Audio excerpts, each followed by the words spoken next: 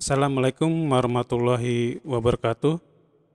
Salam sejahtera bagi kita semua. Dalam kesempatan hari ini, kita berjumpa lagi dalam mata kuliah grafika komputer. Dan untuk kali ini, kita memasuki pertemuan yang ke-12 ya. Di sini kita akan membahas yaitu event keyboard ya. Dan sebelumnya kita membahas yaitu event mouse ya. Dan pada dasarnya di sini untuk penerapannya hampir sama ya. Oke, kita masuk ke antarmuka key listener dan khususnya dalam pemrograman di Java ya. Dan di sini ada 3 macam untuk key listener yang sering digunakan. Yang pertama yaitu key phrase. Di sini dipanggil setelah suatu kunci ditekan pada komponen sumber ya. Jadi suatu objek itu bisa ada perubahan ketika nanti salah satu tombol di keyboard ditekan ya. Terus yang kedua yaitu key release ya. Ini kebalikannya.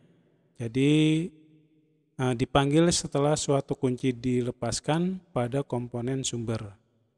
Jadi nanti kalau sebuah objek akan bisa berubah ketika ada lepas keyboard ya. Jadi setelah tekan lepas keyboard. Nah itu akan melakukan perubahannya di dalam sebuah frame di objeknya itu. Terus yang terakhir yaitu key tipped ya.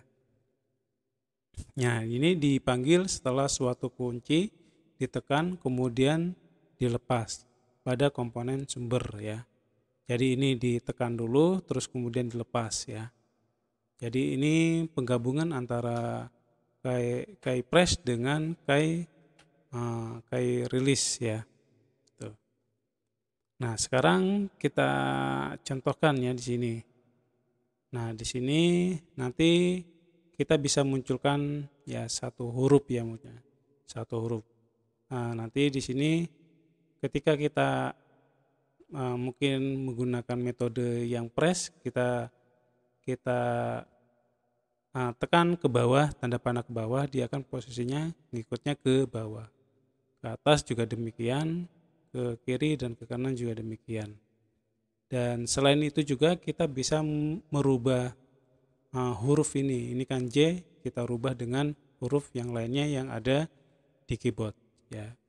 Jadi nanti di sini ada 2 metode yang kita gunakan gitu. Itu. Nah, sekarang saya akan cobakan pemrogramannya menggunakan bahasa Java. Nah, kalau saya saya eksekusi dulu. Nah, contohnya seperti ini. Nah, ini kita bisa menggunakan tanda panah ya, tanda panah di dalam keyboard ya. Di dalam keyboard itu ada yang ke kiri, ke kanan, ke bawah, ke atas ya. Contohnya ini ke kiri, ke kanan, ke bawah, ke atas ya.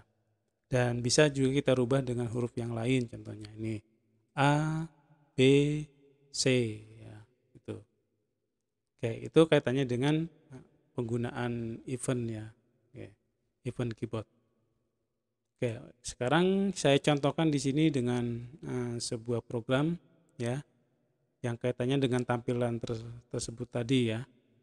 Nah, yang pertama di sini seperti biasa kita membuat sebuah public class dulu dan extend-nya ke JFrame ya. Setelah itu kita membuatkan panel papan kunci ya. Ini cuma penamaan aja.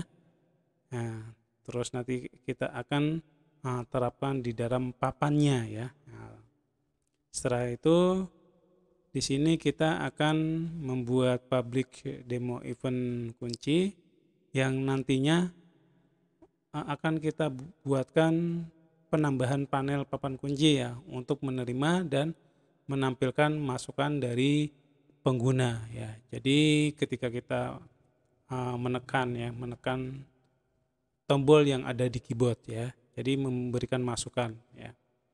Terus setelah itu menetapkan fokus ya. Jadi fokusnya ke dalam panel papan kunci di sini. Oke, ini metodenya untuk memfokuskannya dengan nilai true. Nah, setelah itu metode utama atau bagian frame-nya ya. Ini seperti yang tadi yang di pertemuan sebelumnya ya. Hampir sama. Jadi di sini ada public static void-nya. Terus ini kita buatkan frame-nya, terus set title-nya, ukurannya, set size, terus posisi untuk frame-nya, pusatnya nanti di tengah ketika kita run. Terus di sini untuk mengaktifkan exit on close-nya, terus ini untuk menampilkan semua dengan nilai true ya. Dan selanjutnya di sini ada kelas inner lagi, yang kelas yang berada di dalam kelas ya. Nah, isi ya contoh lainnya ya sub di dalam sub judul ya. Nah, di sini panel papan kunci untuk menerima masukan kunci ya.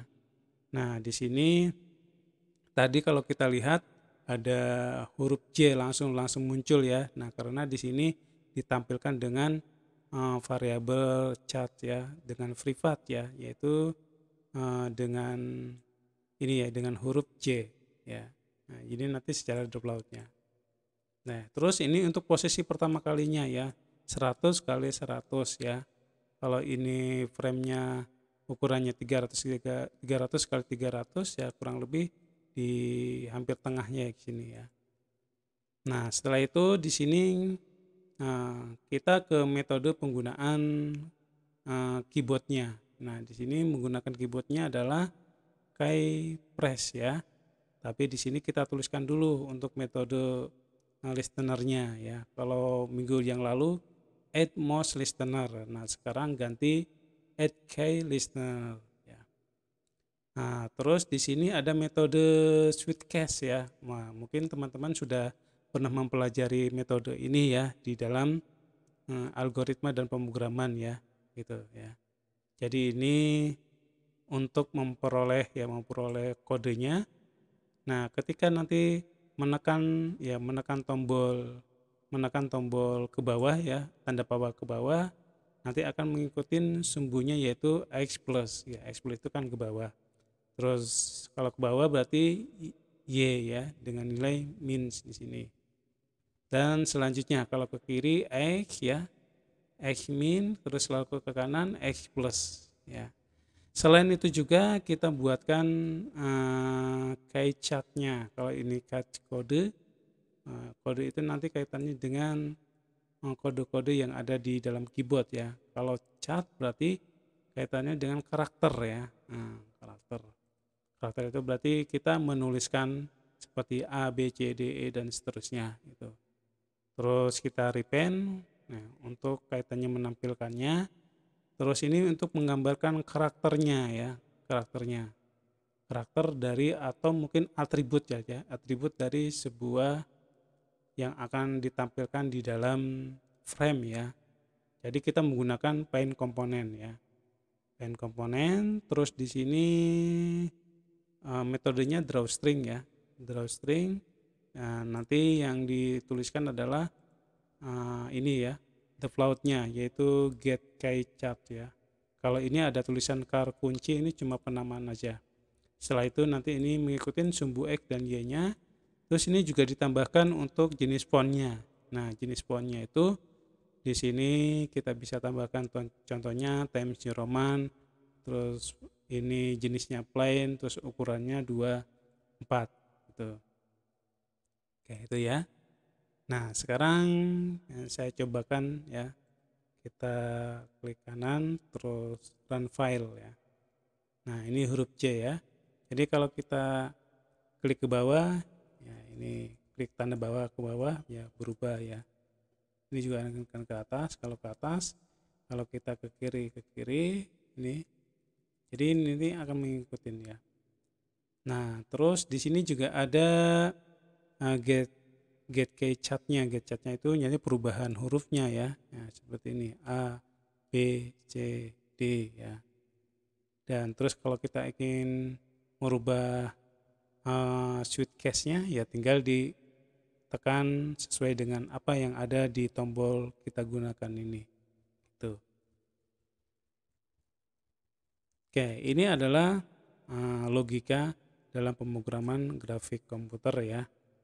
Jadi setelah aplikasinya dalam bentuk desktop seperti Photoshop, CorelDRAW, ya kalau kita telusuri pengkodingannya, dia menggunakan perumusan atau logika seperti ini. Oke, saya kira cukup dulu untuk pertemuan yang ke-12 ini. Terima kasih. Wassalamualaikum warahmatullahi wabarakatuh.